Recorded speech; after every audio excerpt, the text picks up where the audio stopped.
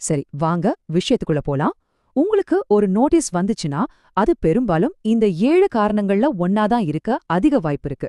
அது என்னென்னு இப்போ தெளிவா பார்க்கலாம். இதுதாங்க முதல் மற்றும் ரொம்ப ரொம்ப முக்கியமான காரணம்.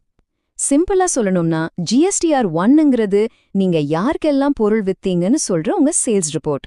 ஜிஎஸ்டிஆர் 3பிங்கிறது அந்த சேல்ஸ்க்கு நீங்க எவ்வளவு வரி கட்டணும்னு சொல்ற ஒரு சம்மரி.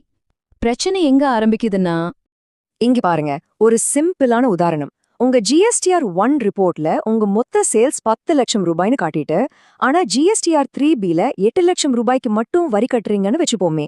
இந்த 2 லட்சம் ரூபாய் வித்தியாசத்தை ஜிஎஸ்டி டிபார்ட்மெண்டோட சாஃப்ட்வேர் உடனே பிடிச்சிடும். அந்த விடுபட்ட வரிக்கு விளக்கம் கேட்டு உங்களுக்கு ஆட்டோமேட்டிக்கா ஒரு நோட்டீஸ் வந்துரும். மாசம் ரிட்டர்ன் ஃபைல் பண்றதுக்கு முன்னாடி இந்த 2 நம்பரையும் ஒரு தடவைக்கு 2 தடவை செக் பண்ணிட்டாலே இந்த நோட்டீஸை ரொம்ப சுலபமா தவிர்த்திடலாம்.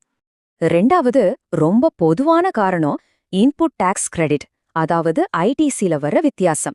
நீங்க உங்க பிசினஸ்க்காக வாங்குற பொருட்களுக்கு கட்டுற வரிய நீங்க அரசாங்கத்துக்கு கட்ட வேண்டிய வரியில இருந்து கழிச்சுக்கலாம். இதுக்கு பேர் தான் ஐடிசி.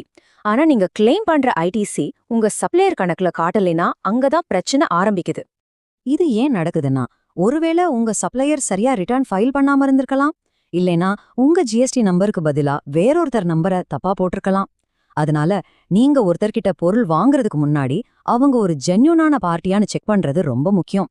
எப்பவுமே ஜிஎஸ்டிஆர் 2பில ஆட்டோமேட்டிக்கா வர்ற ஐடிசியை மட்டும் கிளைம் பண்ணுங்க. அதுதான் பாதுகாப்பான வழி.